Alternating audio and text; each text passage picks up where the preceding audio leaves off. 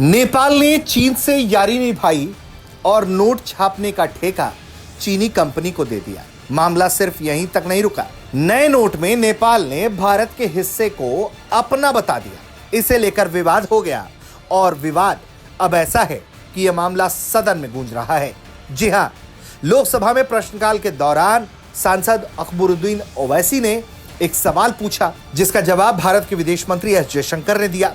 उनसे सवाल पूछा गया था कि नेपाल ने जो भारत का हिस्सा अपने नोट में दिखा दिया है, उसको लेकर क्या हो रहा है।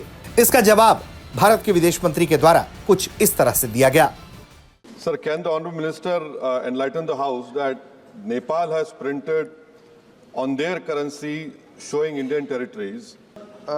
Regarding the point made by the Honorable Member on the Nepal currency, our position regarding our borders is very clear. So I think if there is any expectation in any of our neighbors that by doing something it would get India to change its position, I think they should be very clear that is not the case. I'm sure the entire House agrees with me in that regard. दरअसल पड़ोसी देश नेपाल ने न सिर्फ चीनी company को note छापने का ठेका दे दिया, बल्कि इसमें नोट की रीडिजाइनिंग हुई और फिर उसमें एक ऐसा काम किया गया जिसे लेकर विवाद हो गया। दरअसल सरकार ने वहां 100 रुपए के नोट पर उत्तराखंड के भारतीय हिस्सों को अपना हिस्सा बताते हुए छाप दिया। ये नोट चीनी कंपनी छाप रही है, इससे भी इरादों की साजिश की महक आती है।